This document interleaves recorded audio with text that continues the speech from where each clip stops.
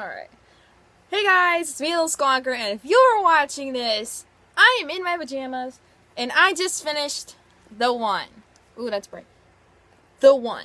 And, oh my god, I spent a whole entire day reading this book, and I'm very proud of myself, because usually I don't sit down and read a book that's a little over 300 pages within a day. Okay, so review time. So, The One takes place in probably a good few days or immediately after the Elite. And oh my god, stuff happens. Jesus Christ, stuff happens. And so now it's down to the final four. And oh my lordy. And it's Elise, Chris, Celeste, and America. And this is the part where I also keep hating Matt Absen even more, because he's just being a little jerk and he's trying to get back at it with America. And even though, yes, Aspen is America's rebound basically, but still, America is like going back and forth. She's destroying and then she's repairing. Destroy, repair, destroy, repair, and it just keeps going back and forth with this whole entire thing. But personally, this probably has to be one of my favorite covers as well. I just want to throw that out there. And oh my god, Jesus. This book was a whirlwind of emotion, and I'm completely speechless by this book, because this book was so good. It definitely gave me hopes again for reading The Heir and reading The Crown, and possibly reading Happily Ever After, but I'm not going to own it. And oh my god. This book was like semi-stressful, because like I was being stressed out for both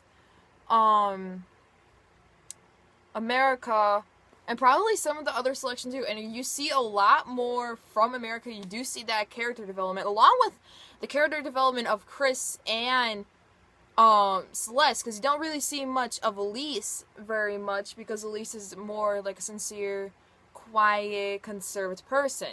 So that's why you really don't see much of her.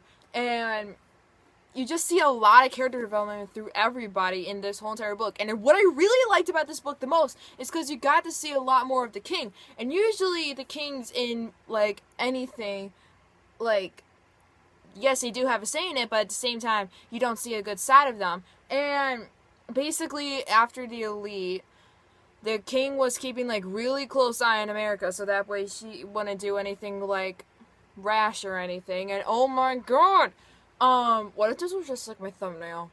I wouldn't be surprised. And so he was keeping close tabs on her, and not really so much close tabs on anybody. And you got to see a lot more of him, and which I really liked, because a lot of books that deal with royalty, you don't see much of the king, but you see more of the queen, because usually women are more open-hearted, in my opinion. That's me. But personally, I think that this book was fan-flippin-tastic. I absolutely loved every single second of it.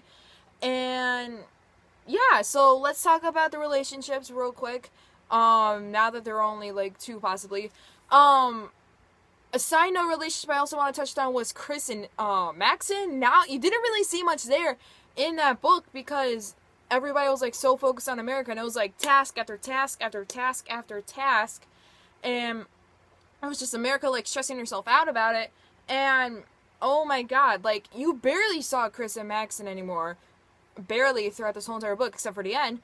And you got to see a lot more of America and Aspen again, which I also didn't like, but at the same time I just wanted to strangle the living crap out of Aspen and say, like, let her live.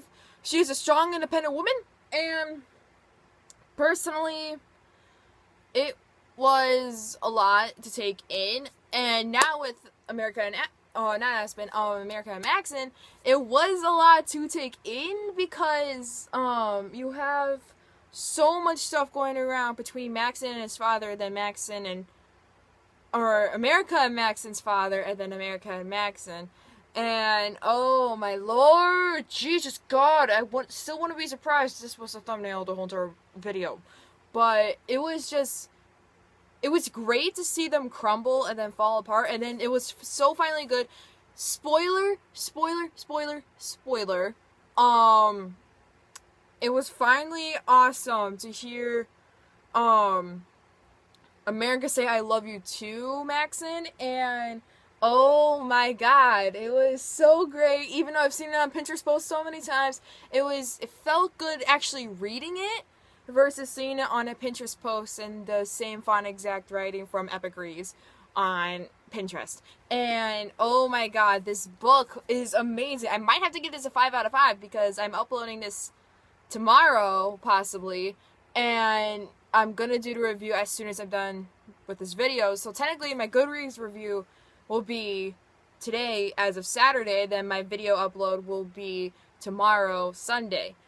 And oh my god, seriously, I see nothing wrong with this series so far other than the Elite.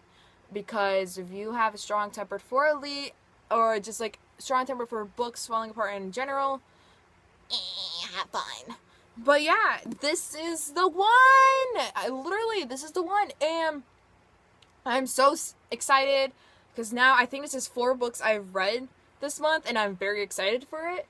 And yeah, thank you so much for watching. Please subscribe, comment, another book I should read, or subscribe, like, give a watch to my other videos. I did give a nice long rant to the Elite and how I really didn't like it. And I also have my review for the selection, which I read in December, but I decided to review on it since I'm going to read the series this month. So yeah, I'm going to start the Crest, and then I'm going to work on the Air, and then I'm going to buy the Crown, Winter, and Stars Above. I'll see you guys next time. Let me get this book in. Bye!